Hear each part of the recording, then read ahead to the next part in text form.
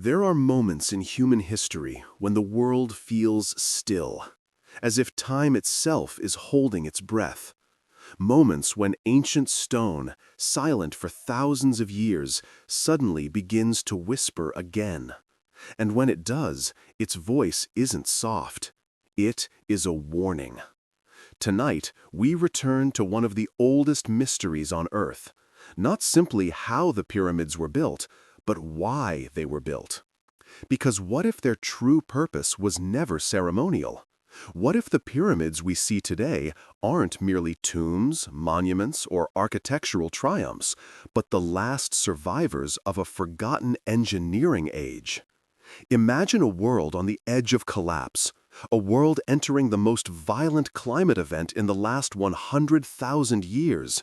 Glaciers breaking, oceans rising, rain falling with such intensity that entire landscapes were erased in days. A world drowning.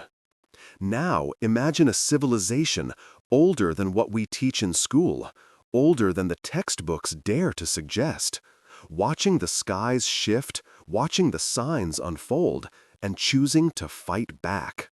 What if the pyramids were constructed not as symbols of power, but as structures of protection? Stone fortresses designed to survive the unthinkable, placed in the only landscape stable enough to withstand a planet in chaos, perfectly angled, perfectly aligned, perfectly engineered to endure water, wind, pressure, and time. This idea isn't new. It's a whisper found across continents, hidden in myths of floods, storms, and celestial warnings. A quiet suggestion that humanity faced a catastrophe and built something to outlast it. In the soft glow of desert moonlight, the pyramids don't look like monuments. They look like machines. Massive, deliberate, impossibly resilient. As though someone designed them to survive not just centuries, but the end of an age. And tonight, we follow that possibility. Calmly, curiously, step by step through geology, architecture, myth, and science, to explore the question no traditional classroom asks. What if the Great Pyramid was built as a survival structure for a world that was about to flood? Let your breath slow. Let the desert settle around you, and let the story unfold like sand drifting across ancient stone. Because here, in the quiet between past and present, is where the truth often waits. When we look at the Great Pyramid today, it seems frozen in time, a silent mountain of limestone rising out of the desert, untouched by the storms of the modern world. But appearances can be deceiving. And the deeper we look, the more the pyramid begins to resemble not an ancient tomb, but a deliberate, calculated response to something the builders feared. To begin this journey, let us step back, far beyond written history, beyond dynasties, kings, and recorded timelines, into an age where climate ruled the destiny of every human being. Around 12,000 years ago, Earth experienced one of the most extreme climatic events ever recorded in geological archives, the end of the Younger Dryas. This wasn't a gentle warming. It was a violent, catastrophic shift. Temperatures rose at rates scientists still struggle to explain. Glaciers the size of continents fractured, melted, and collapsed into the oceans in what can only be described as planetary trauma. Imagine standing on an ancient shoreline as walls of ice taller than skyscrapers crash into the sea, sending waves racing across entire regions. Imagine rivers swelling beyond their banks, carving new landscapes in hours. Imagine a world in which every horizon carried the threat of water. Now imagine being a civilization living through this. If you knew the floods would return, what would you build? This is the question that redefines the way we look at the Great Pyramid. For generations, Egyptology has offered a traditional explanation. The pyramids were tombs, grand, monumental, symbolic. But tombs don't need to withstand the pressure of thousands of tons of water. Tombs don't need hydraulic precision. Tombs don't need earthquake-resistant geometry. Tombs don't need angled casing stones designed to deflect force. Tombs don't require shafts aligned perfectly with the stars. Structures built for the dead rarely show engineering meant to protect the living. And yet, the Great Pyramid does. Let's begin with the most famous feature, its shape. The pyramid is one of the only architectural forms on Earth that naturally resists water pressure. A flat wall or rectangular structure absorbs the full force of a wave. But a pyramid, it splits the flow. Water runs up the face, disperses its energy, and loses destructive power as it rises. It is nature's perfect survival geometry, stable, immovable, impossible to topple. Was this intentional, or was it coincidence? To answer that, we move inside. The interior of the Great Pyramid is not the layout of a simple ceremonial tomb. Its galleries, chambers, and shafts resemble something engineered with load distribution, pressure management, and structural survivability in mind. Massive granite beams, each weighing up to 60 tons, stacked above the king's chamber, form a system designed to handle immense stress. Not ordinary stress, cataclysmic stress. These are not features built by people expecting their structure to last a few centuries. These are features built by people who feared the very forces capable of reshaping continents. And then there is the location. The Giza Plateau is one of the most stable geological sites in North Africa. Its bedrock sits on elevated limestone foundations untouched by ancient river shifts. It is high enough to avoid most floodplains, yet close enough to ancient river systems to sustain life. If you were planning a structure to survive global floods, this would be where you'd put it. But perhaps the most haunting clue lies not in stone, but in myth. Flood myths appear all over the world. Stories of cities swallowed by rising waters, civilizations ending overnight, and survivors who sought high ground or stone refuges. These stories are not identical, but they share patterns too consistent to ignore. From Sumer to Mesoamerica, from India to Scandinavia, the memory of a great flood lingers like an ancient scar across humanity. And Egypt is no exception. The story of Zep-Tepi, the first time, speaks of an age when the gods restored order to a world struck by chaos. An age of destruction followed by rebuilding. Could that ancient memory be tied to the Younger Dryas floods? Could the pyramid be a monument not to death, but to survival? As we continue deeper, we must remember something. This is not about proving a theory. This is about exploring a possibility, one that archaeologists, geologists, and researchers have quietly debated for decades. A possibility that the Great Pyramid was designed by people who understood the patterns of catastrophe and built a structure to endure them. We have evidence of advanced stoneworking, evidence of knowledge in geometry, astronomy, and engineering, evidence of climate instability at the exact period legendary civilizations are said to have fallen. Combine these together, and the question becomes less outrageous than it first appears. What if the pyramid builders faced a world unraveling under the weight of melting ice? What if they saw the storms returning? What if they heard the rising waters before they arrived? And what if their response was to build something that would last? Something that would outlive them, outlive their cities, and maybe even outlive their civilization? Because the stone doesn't lie. The erosion doesn't lie. The engineering doesn't lie. Someone built the Great Pyramid with purpose, a purpose far more complex than a tomb. Tonight, we simply consider the possibility that its purpose was survival. A message written not in ink, but in limestone. A warning carved into the desert itself.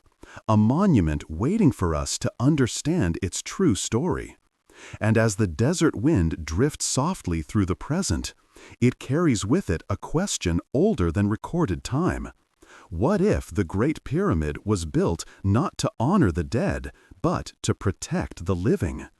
To understand why a civilization might build something as enormous and as enduring as the Great Pyramid, not as a tomb, but as a survival monument, we must first understand the world they inhabited. And that world was nothing like the dry, sun-bleached desert we see today. 12,000 years ago, the Sahara was alive. It wasn't a wasteland of dunes and wind. It was a landscape of lakes, rivers, wetlands, grasslands, forests, and storms. A land carved not by sand, but by water. We call this period the African humid phase, or the Green Sahara, a lush epoch that stretched across North Africa like a vast, thriving biome. When we visualize ancient Egypt, we imagine dry air and golden sand. But to the early peoples who lived there, the world was wet, fertile, and unpredictable. The monsoon belt extended far north. Seasonal rains turned basins into lakes. Rivers crisscrossed regions that are now barren. And with water came danger. Rain is gentle when it falls softly, but when it falls for centuries, carving valleys, filling basins, raising rivers, overflowing lakes, it becomes unstoppable. In geological layers beneath the Sahara, we find evidence of catastrophic rainfall events. Sudden surges in freshwater deposits, massive sediment displacement, and riverbeds that appear to have formed almost instantly, not over millennia, but possibly within days or weeks. Something happened, something violent, something global. This brings us back to the end of the Younger Dryas. Climate didn't simply shift, it snapped. In the span of a human lifetime, temperatures soared, monsoons intensified. Glaciers collapsed. Sea levels jumped. Weather patterns changed so abruptly that entire ecosystems died and were replaced. Such chaos would not have gone unnoticed by early humans. They wouldn't have understood atmospheric chemistry or paleoclimatology, but they would have known this. The rains were growing stronger, the rivers were rising, and the world was becoming unstable. Imagine living through that.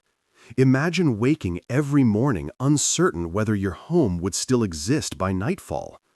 Imagine watching valleys flood, lakes burst, rainfall erode hillsides that had stood unchanged for generations. Now, imagine your people had lived through it once before. This is where myth becomes important.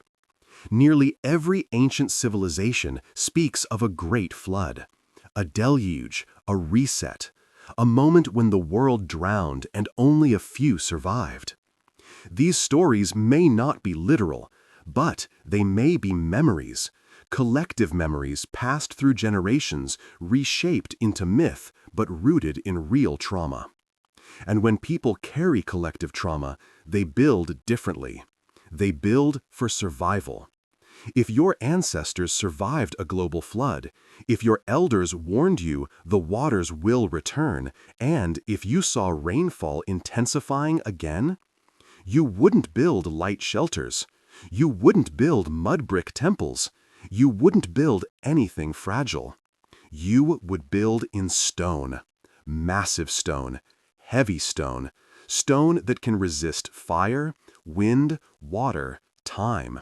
Stone that remains when everything else is gone. Suddenly, the Great Pyramid begins to look less like a ceremonial structure and more like a fortress, an ark on land. Let's examine the environmental context deeper. During the Green Sahara, rain did not fall gently. It arrived in enormous bursts, flooding plains, carving deep channels into limestone, and reshaping entire regions. This is not speculation. We can see these flood scars from space. Satellite imaging reveals ancient river systems branching across the desert like veins. Some of these channels run directly toward the Giza Plateau. Others pass near the Sphinx enclosure, where vertical erosion patterns indicate prolonged exposure to rainfall. Rainfall erosion on the Sphinx is one of the most controversial clues in Egyptology. Traditional timelines struggle to explain it, but a timeline shifted into the Green Sahara? Suddenly, it fits perfectly. This means that the people who built the earliest phases of these structures lived in a world defined not by dryness, but by water. And water is unforgiving. If you live in a flood-prone region, you build your homes higher. If you live in a hurricane zone, you fortify your walls. If you live beneath a melting glacier, you seek high ground. If you live in a world where the sky itself can destroy you, you build something that the sky cannot break. This is the psychology of ancient engineering, and this psychology is everywhere in the Great Pyramid. The precise alignment, the heavy core, the indestructible geometry, the elevated plateau, the interlocking stones, the deep foundation anchored into stable bedrock, the polished casing stones angled to deflect water, the internal chambers built like pressure-resistant vaults. When you combine the climate with the engineering, a pattern emerges, a pattern that suggests intention. Even the location becomes meaningful. Giza sits just above the ancient floodplain, not too high to be unreachable, but high enough to survive extreme water levels. Early settlements would have been vulnerable. Early structures would have been destroyed. But this was something else. A message, a shelter, a monument, a memory encoded in stone. And then, as the humid phase ended, the Sahara began to dry. Rains retreated south. Lakes evaporated. Rivers vanished. Vegetation died. Within a few thousand years, the lush world disappeared. Only sand remained. Civilizations rose and fell. Stories were lost. Memory blurred. But the pyramid stayed. A relic from a wetter world. A survivor of storms. A structure built by people who understood something we forgot. Water is the greatest destroyer of civilizations, and nothing resists water like stone engineered with purpose. As we move into part 3, we ask a deeper question. If the Great Pyramid was designed for survival, what exactly was it meant to survive? Not just heavy rainfall, not just monsoon cycles, but something far more violent. A global flood triggered by forces that reshaped continents. Now we move from climate to catastrophe. To understand the possible purpose of the Great Pyramid as a survival structure, we must explore the event that terrified ancient civilizations more than any other: the end of the Ice Age, and the world-changing megafloods that followed. The Younger Dryas wasn't merely a cold spell. It was a knife edge in Earth's climate history. A sudden deep freeze followed by a rapid, explosive warming. And when the planet warmed, it wasn't gentle. It wasn't gradual. It was violent. Glaciers that had dominated continents began to collapse. Massive ice sheets, some a mile thick, broke apart, sending unimaginable quantities of fresh water rushing into the oceans. What does that mean in real terms? It means waves hundreds of feet tall. It means rivers expanding into inland seas. It means coastlines erased. It means entire ecosystems destroyed in days. And the most important detail? Humans were there. They witnessed it. Not through satellite data, but through fear. These floods carved the landscapes we inherited today. From North America to Asia to Africa, we see scars of catastrophic erosion. Deep channels, dry waterfalls taller than skyscrapers, and sediment deposits too large to be explained by normal rainfall. The Earth remembers. and sometimes its memory is carved in stone. Let's imagine the moment the ice released. You are standing on ancient ground, listening to the distant crack of collapsing glaciers. The air vibrates, the horizon darkens, and then, like the roar of an angry planet, water surges forward. Not a river, not a lake, but a wall. This is the force ancient stories try to describe. The deluge, so powerful it wiped out cities, erased knowledge, and forced survivors to flee to higher ground. Nearly every civilization carries this memory. In Sumer, it becomes the Eridu flood.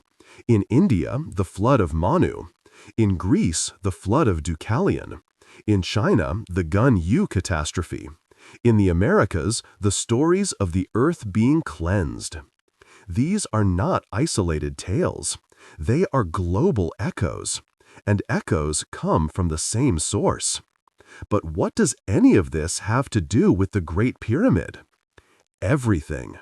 Because if Egypt had been inhabited before dynastic times, if there were earlier cultures living on the Giza plateau during the humid phase, then they would have been witnesses to catastrophe.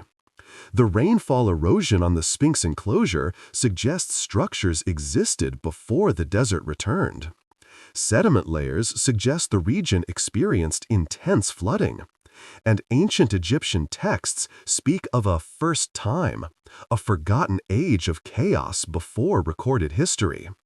Imagine a pre-dynastic culture watching the skies turn violent, watching their river rise, watching storms intensify, watching the memory of ancient floods return. What would they do? They would build, not small, not temporary, not fragile, but monumental. Stone is the only material that outlasts cataclysm. Stone resists water. Stone resists time. Stone resists collapse. And stone, shaped correctly, can survive almost anything. The Great Pyramid's geometry, four sloped faces meeting at a single apex, is uniquely suited to withstand pressure from water, wind, earthquakes, and shifting ground. Modern engineers marvel at its stability. Its base is perfectly level. Its orientation is almost perfectly aligned with true north. Its structural load is distributed with breathtaking precision. These are not the features of ceremonial architecture. These are the features of resilience engineering. If you needed to protect people, objects, knowledge, or memory, you would build exactly this. But the most intriguing part is something few discuss. The pyramid has no inscriptions. Not inside, not outside. Why would the most monumental tomb in human history be left completely blank? Unless it wasn't a tomb. Unless it wasn't meant to glorify a king. Unless its purpose was functional, not symbolic. Imagine a civilization facing the return of global floods. They knew water destroys everything it touches. Scrolls dissolve. Wood rots. Mud brick dissolves. Reed structures vanish. But stone endures. So they choose stone. They choose geometry that resists collapse. They choose a plateau safe from floodplains. They choose an angle that deflects pressure. They choose survival. This brings us to one of the most haunting possibilities. The Great Pyramid may have been a storage vault, a preservation chamber, a safe house for knowledge, seeds, tools, or sacred memory. The King's Chamber, with its granite beams capable of withstanding unimaginable loads, resembles a pressure-resistant containment room.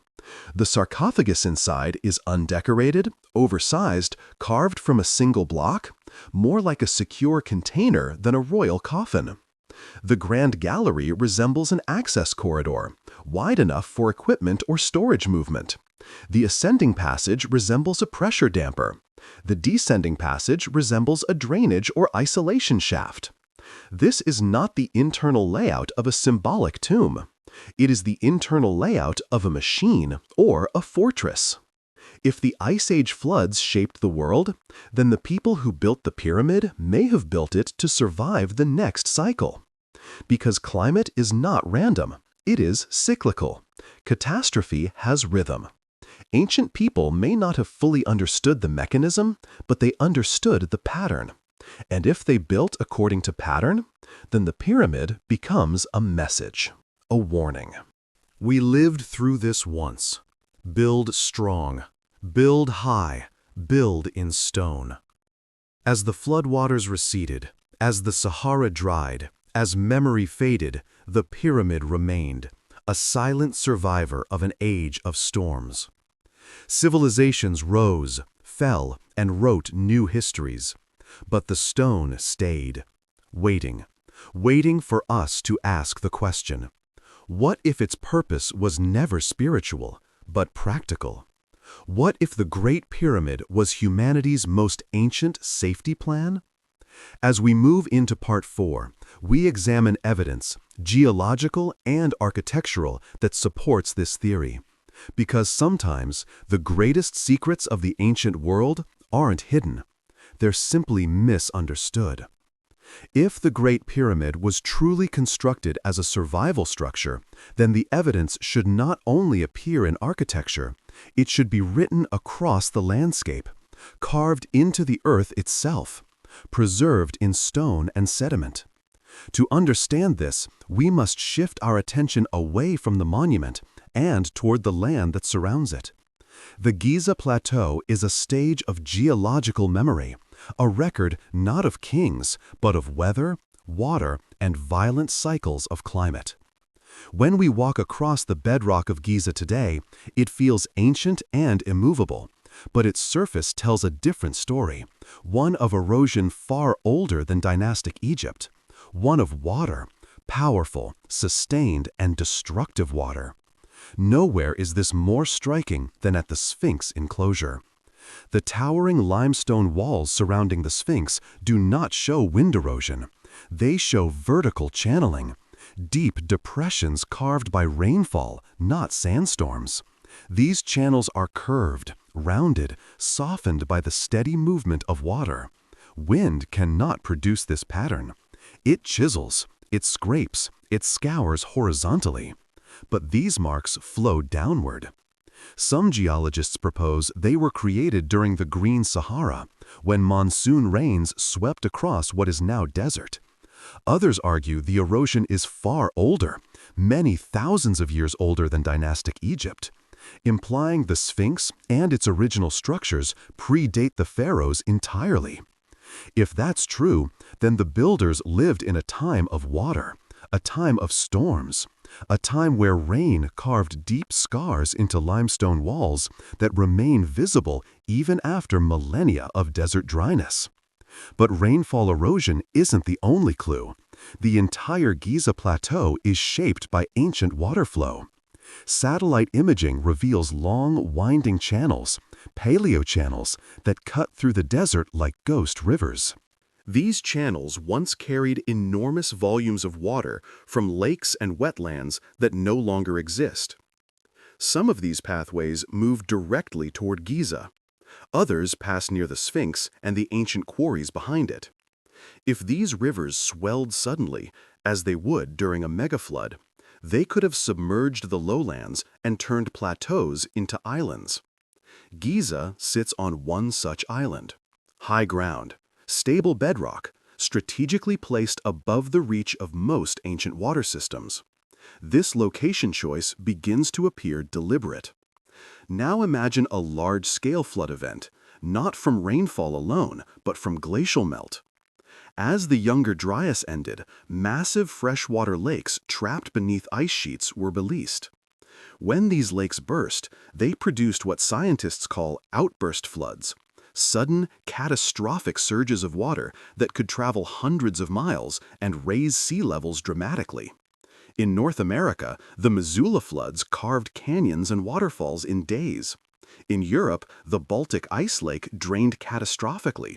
In Asia, glacial lakes burst repeatedly. If similar events reached North Africa, the Nile system would have transformed.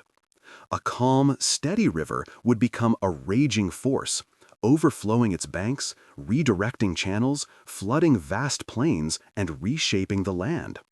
Sediment cores taken near the Nile Delta show abrupt layers of coarse material, the kind deposited by high-energy water flow, not slow seasonal flooding. In simpler terms, a megaflood happened, and people witnessed it. Which brings us back to the Great Pyramid. If ancient peoples experienced catastrophic water events, the need for elevated, durable structures makes sense. And the pyramid is nothing if not durable. Its base sits on leveled bedrock, reinforced with blocks fitted so perfectly that even after thousands of years, it remains stable. The structure's 51-degree slope deflects pressure, water, wind, or seismic vibrations, away from the core. Hydraulic engineers have noted that pyramidal geometry mitigates fluid pressure better than almost any other architectural shape. Wave energy is dispersed as it climbs the slope. Water loses momentum. The structure remains intact. This may be coincidence, but paired with the geology, the flood myths, and the erosion patterns, it becomes something more. Let's consider the casing stones. Originally, the Great Pyramid was covered in polished white limestone, smooth, reflective, sealed so tightly that even a blade couldn't fit between blocks. This is not decorative, it is hydrodynamic. The casing stones would have shed water efficiently, preventing seepage into the core. They would have deflected rainfall, surges, and debris. In other words, the Great Pyramid was waterproofed. Even more striking is the internal layout. The ascending passage and grand gallery form a pressure dispersal system. The granite beams above the king's chamber act as a stress relief vault, redistributing loads that would otherwise cause collapse. If the pyramid were submerged partially or fully during a megaflood event, these features would help it survive. And then there is the question of longevity. Why build something to last for millennia? Unless the builders feared that knowledge could be washed away, that cities could fall, that memory itself could drown. If the Great Pyramid served as a repository for seeds, tools, sacred objects, or something else entirely, then durability becomes essential. But what truly binds this theory together is the global pattern. Human civilizations responded to megafloods with stories. Egypt may have responded with stone. As Part 4 closes, we see the landscape not as static desert, but as a witness to a time when water ruled the world and survival demanded extraordinary engineering. Next, in Part 5, we explore what the pyramid may have protected and why. If the Great Pyramid was engineered to resist catastrophe, then the next question is inevitable. What was it designed to protect? A tomb protects a body. A temple protects ritual. But a survival structure? A monument built to endure water, storms, and time? It protects legacy, something the builders believed was worth preserving, not for a generation, not for a dynasty, but for the far future. Let's explore the possibilities. The first is the most literal. People. Could the pyramid have been a refuge? Some propose the king's chamber is a kind of safety vault, a place where a select few could wait out disaster. The granite blocks surrounding the chamber are arranged like a fortress wall. The 5 relieving chambers above it function like shock absorbers. The chamber itself is sealed, insulated, perfectly rectangular, almost acoustically neutral. These features resemble protective architecture, not ceremonial, functional. But the chamber is too small to shelter a community. It may have served a symbolic or leadership role, a single figure representing continuity, but not a population. The second possibility is knowledge. This idea appears frequently in ancient traditions, that the wisdom of the elders, the knowledge of creation, the instructions for rebuilding were preserved in stone halls. In Egyptian lore, there is the concept of the House of Thoth, a repository of sacred writings protected from chaos. In Greek traditions, the philosopher Solon speaks of books stored in temples containing the memory of lost ages. In Arabic writings, there are stories of antediluvian kings who hid their sciences inside pyramids before a great flood arrived. Even if these stories are embellished, they hint at a theme. The ancients feared knowledge could be washed away. A flood doesn't just kill, it erases. It erases cities, history, agriculture, invention. It resets civilization. So imagine you lived in a world where floods were cyclical, expected, feared. You would want a vessel, not to move through water, but to survive above it, an ark of stone. And what would you place inside? Seeds, tools, inscriptions, calendars, maps, stories, star charts, mathematics, geometry, records of the cycles of the sky.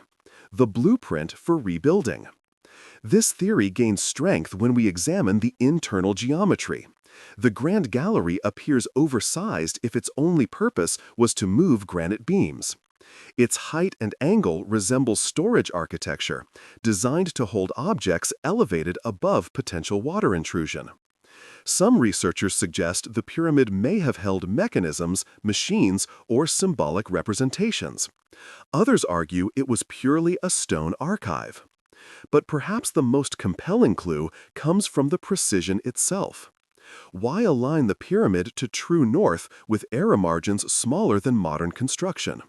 Why build a monument that encodes pi, phi, and astronomical ratios? Why embed cosmic cycles in stone? Unless the builders wanted this information preserved exactly, not loosely, not symbolically, but permanently. If the Great Pyramid contains knowledge, then it isn't a tomb, it's a library. A library designed not for daily use, but for survival of catastrophe. Still, there is a third possibility, a symbolic one. An ark can also preserve identity, a culture, a worldview, a memory of what came before. Perhaps the pyramid reflected a belief that chaos would come again, as it had come before. That civilizations rise and fall, but stone endures. By building the largest, strongest, most mathematically perfect structure of the ancient world, the builders may have intended to send a message to the future. Remember us. Remember what happened. Remember what is coming. If this is true, the pyramid becomes a monument of memory, a warning encoded in geometry. But warnings alone do not require such engineering. Something more must have been at stake, something fragile. If we return to the legends of Zep-Tepi, the first time, we find references to sacred items, beings, seeds, books, artifacts, objects of power or knowledge carried from a previous age into the next. Whether literal or symbolic, the concept supports a universal truth. Ancient people believed the past had been destroyed, and the future needed protection. The Great Pyramid may be the physical manifestation of that belief, a stone ark safeguarding memory across ages. But the question remains. If the pyramid protected something, where is it now? The answer may be simple. It was removed by later cultures. Or it decayed. Or it was symbolic, not physical. Or it is still there, hidden, waiting. As we move to Part 6, we step back from engineering and explore the flood myths themselves, the global memory of a world once drowned. To understand the possibility that the Great Pyramid was built as a survival structure, we must explore one of humanity's oldest patterns, its stories. Across continents, across cultures, across people who never met and never shared language, there is a recurring memory, the world drowned.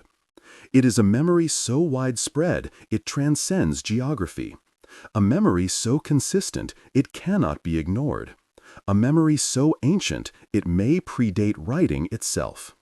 Let's begin with the most famous flood, the Sumerian story. In the Epic of Atrahasis, the gods warn of a coming deluge, A structure is built. Life is preserved. Civilization restarts. In the Epic of Gilgamesh, the flood survivor Utnapishtim describes waters so vast they swallowed mountains and erased cities. Move west to Greek tradition, the flood of Deucalion, a world washed clean and reborn anew. Travel to India, the story of Manu, a cosmic warning, a rising ocean, a refuge. Travel to China, the Gun-Yu flood, waters raging for decades, landscape reshaped. Travel to the Americas, Mayan and Hopi stories of cleansing floods, Algonquian legends of a drowned world, Inuit stories of rising seas swallowing coastlines. Every culture remembers water as the force of destruction and the force of renewal. But myths are not literal. They are reflections, interpretations, stories built from memory. And memory, when shared by every culture, points towards something real. Scientists once viewed flood myths as symbolic or exaggerated, but geological discoveries have shifted that perspective. Today, we know that sea levels rose over 400 feet as the Ice Age ended.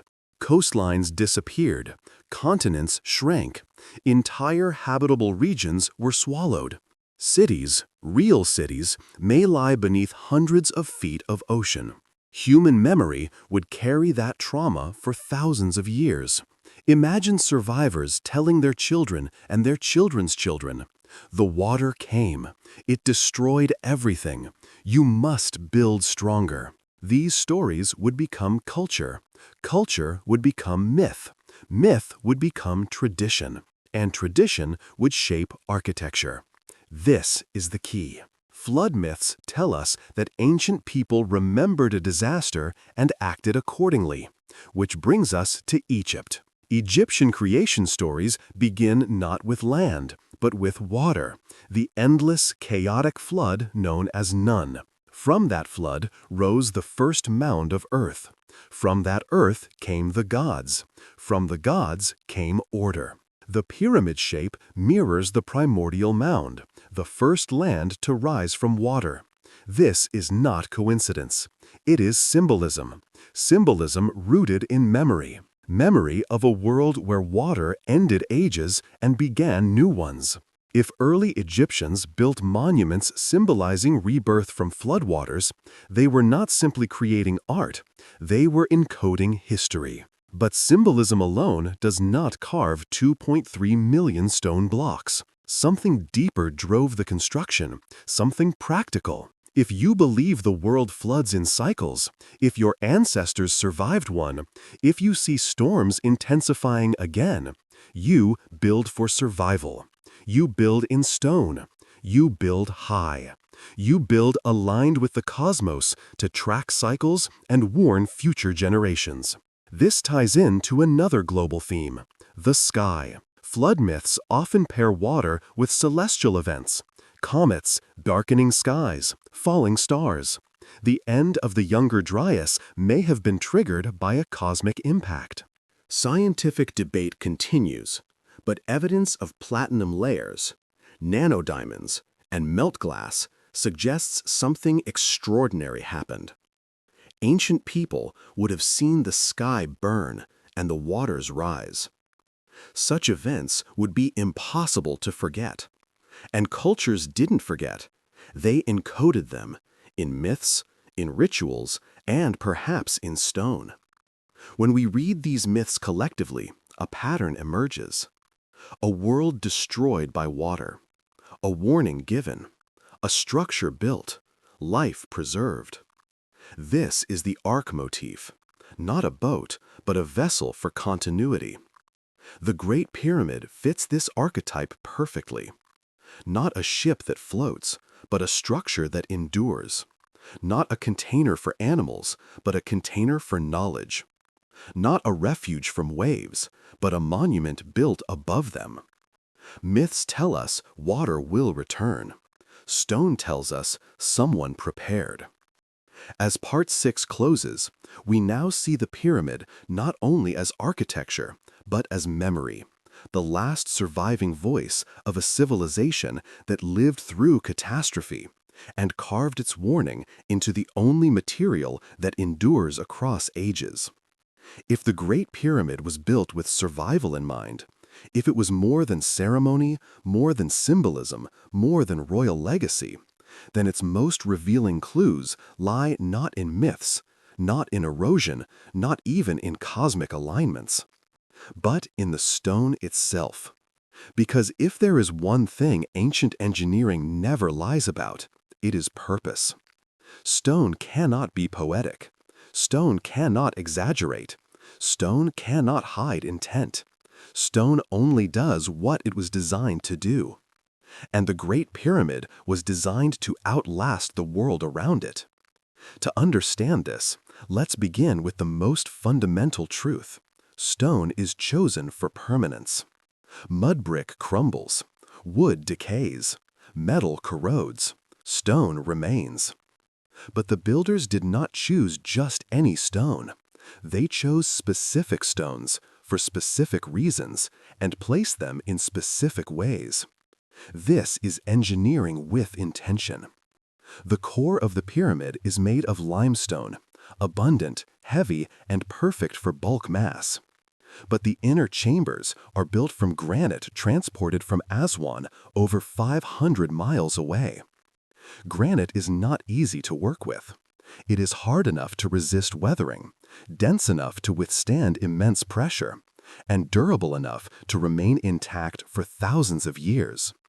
Why use such a difficult material for chambers that mainstream Egyptology claims were symbolic? If symbolism were the priority, easier materials would suffice. But granite offers something else: survivability. In the king's chamber, the granite beams above the ceiling each weigh between 50 and 70 tons. They form a stacked vault system designed to distribute load and absorb stress. This is not art. This is engineering. Engineering meant to endure pressure, shifting forces, and possibly violent environmental change. Above these beams are 5 additional compartments, the relieving chambers, stacked like shock absorbers. Modern engineers have examined these structures and noted something remarkable. The relieving chambers prevent catastrophic collapse even if enormous external pressure is applied. This is not the signature of a ceremonial tomb. It is the signature of a pressure-resistant shelter.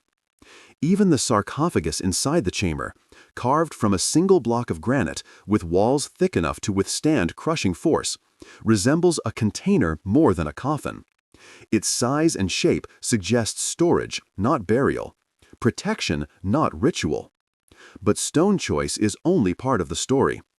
The pyramid's geometry itself is a masterpiece of survival architecture.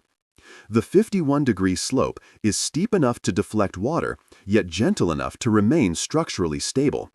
This angle reduces lateral force, minimizes drag, and disperses pressure evenly across the faces. Engineers around the world recognize this as one of the most stable shapes in architecture. And remember, we have evidence that ancient floods once turned parts of northern Africa into an ocean of storms. If you needed to build something to survive millennia of rain, flooding, and atmospheric upheaval, this is exactly what you would design. But perhaps the most striking evidence comes from the base of the pyramid. Before construction began, the builders leveled the bedrock with astonishing accuracy, so precise that modern laser measurements show deviations of less than a centimeter. Why? Because if the ground shifts, the structure fails. If water undermines the foundation, the structure collapses. This is not artistry. This is resilience planning. Even the joints between the limestone blocks were sealed so tightly that some are nearly waterproof. A thin layer of mortar filled microscopic gaps, designed to last for ages. This type of construction does not merely protect against wind and sand. It protects against water infiltration, the enemy of all stone structures. If rising water, flood-borne debris, or intense rainfall threatened the structure, the casing stones and sealed joints would have provided a hydrodynamic shell. Imagine waves and rain sliding across polished limestone like water across glass. The pyramid becomes a fortress, a stone mountain that even water cannot erode. Now, consider longevity. Why build something designed to last tens of thousands of years? Dynasties did not last that long. Kings did not reign that long. Cultures did not endure that long. Only memory, or fear of losing it, could justify such ambition. Civilizations that fear destruction build for permanence. If the builders had witnessed catastrophe once before, or believed catastrophe would return, then durability would be sacred, a moral duty, a responsibility to the future. This perspective transforms the pyramid from a tomb into a monument of continuity. Stone becomes the language of survival. Some point to the lack of inscriptions as evidence of a utilitarian purpose, because functional structures do not require decoration. Others suggest the absence of text was intentional, to ensure the message was universal, to ensure the structure itself was the message.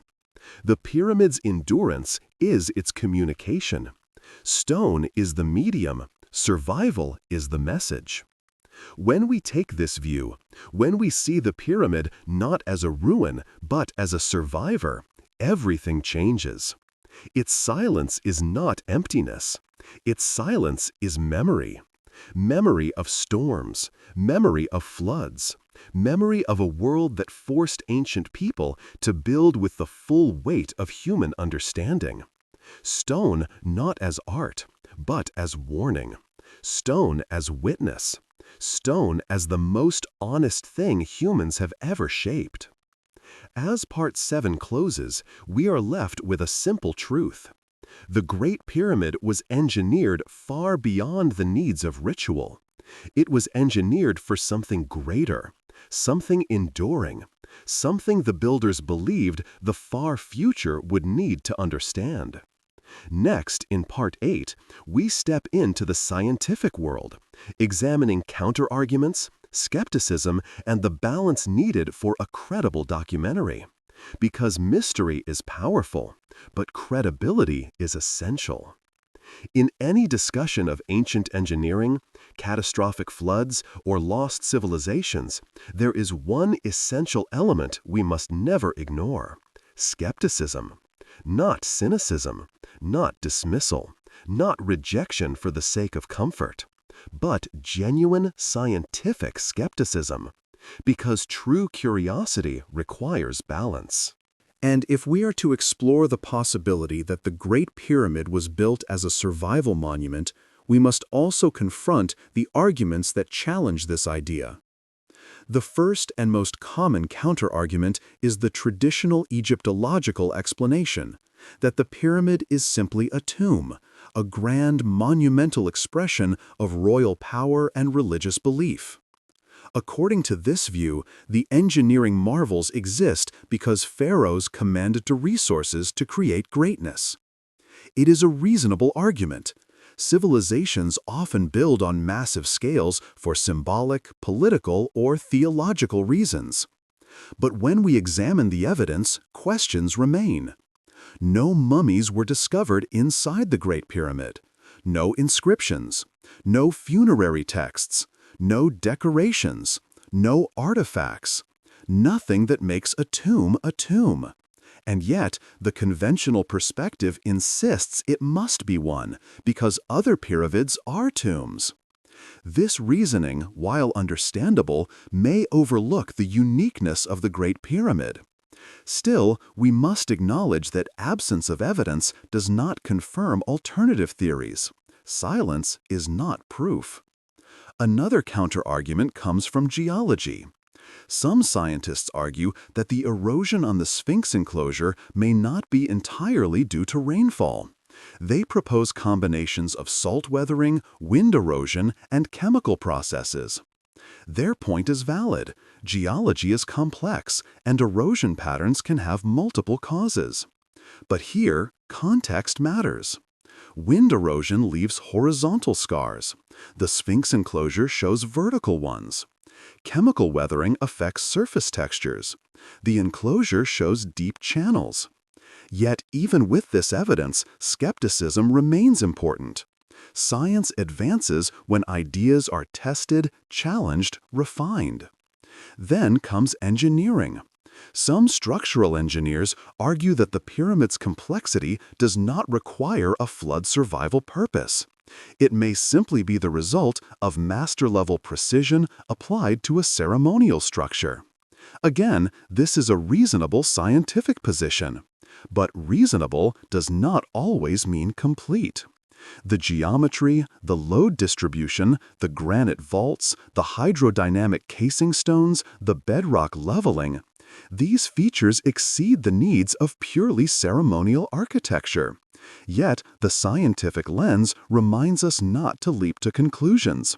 Sometimes, structures surpass practical requirements simply because builders strived for perfection. And then we arrive at the most compelling counterargument. There is no definitive evidence that a pre-dynastic civilization built the earliest phases of Giza. This is true. Archaeology has not produced undisputed artifacts from a pre-pharaonic culture at Giza.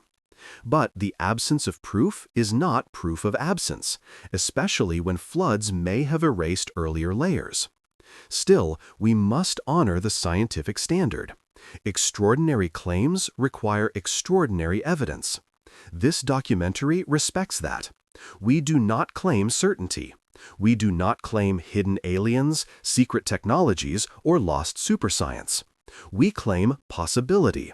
A possibility worth exploring, because the evidence, geological, architectural, and mythological, invites curiosity. Science is most powerful when it remains open. Balanced, rigorous, but open. Even Plato wrote that truth is discovered through dialogue, not dogma. The purpose of the pyramid may be debated for centuries, but the debate itself is valuable, because the moment we stop questioning is the moment knowledge stops growing. Part 8 reminds us, mystery is not the enemy of science, assumption is. Next, in Part 9, we return to the heart of the question. If the pyramid was built during or after a cataclysm, what does that mean for us today? Now, we arrive at the most profound question of the entire documentary.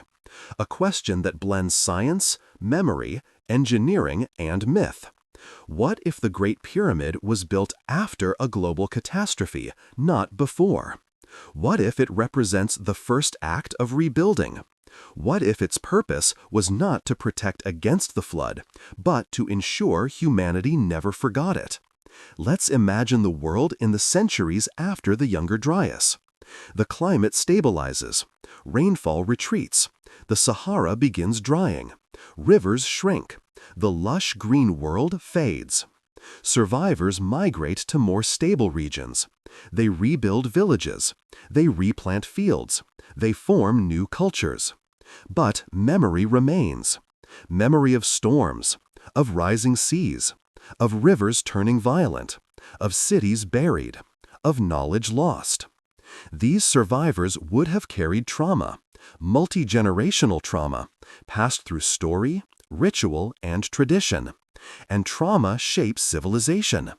People who have lost the world once will build a new world carefully. Now, imagine these survivors settling near the Nile as the climate calms. They find a plateau of stable bedrock, high ground, safe ground. They decide this is where the first monument to the new age will be built. Not a monument to kings, but a monument to survival. A marker, a memory, a warning. A symbol saying, "We endured, and if the world floods again, this structure will tell our story." The pyramid becomes the first chapter of a renewed civilization. But even more intriguing is the possibility that the pyramid was built to preserve knowledge from before the flood. Knowledge recovered, salvaged, or painstakingly reconstructed. Perhaps the builders didn't understand everything their ancestors knew, but they preserved what they could. This would explain the mix of simple and sophisticated elements found in ancient Egyptian culture. A reboot of civilization is not clean. It is uneven, layered, complex. Just as a modern society surviving catastrophe might lose advanced technology but retain fragments of mathematics, astronomy, or engineering principle. The pyramid may represent the synthesis of that old knowledge and new context, a convergence of memory and necessity. But this raises another question. Why build it so big? The answer is simple. Size is survival. A small structure can be buried. A small structure can collapse. A small structure can be forgotten. But a structure the size of a mountain, it endures. It remains visible even when the world transforms. If a future civilization needed to rediscover its origins, they would not search for scrolls. They would look for the largest thing their ancestors left behind. Something impossible to ignore. Something timeless. Something made of stone, whose message could survive ages. The Great Pyramid fits this purpose perfectly.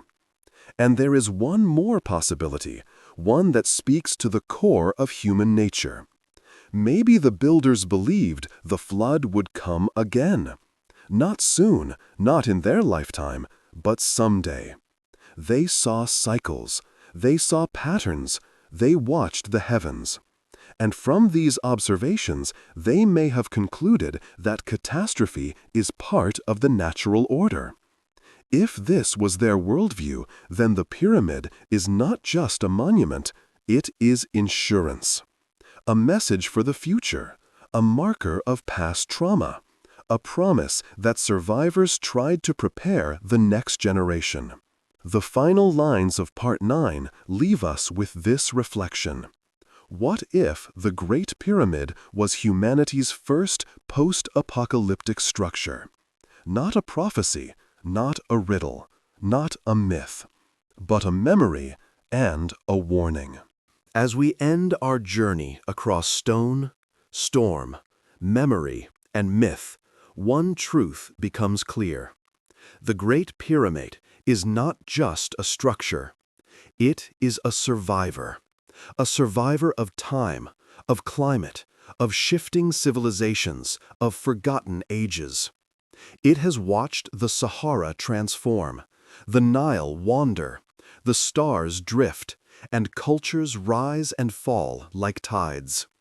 Yet it stands unchanged. Silent, patient, enduring. If it was a tomb, it succeeded beyond imagination. If it was symbolic, its message has outlived empires. If it was built for survival, its design remains unmatched. And if it was a warning, we are the first generation in thousands of years to truly hear it. Tonight, you listened to the whispers carved in stone. You traced the memory of storms older than history.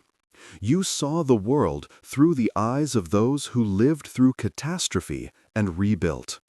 Whether the pyramid was an ark, a monument, a memory, or all three, it reminds us that ancient humans were far more observant, far more resilient, and far more capable than we often assume.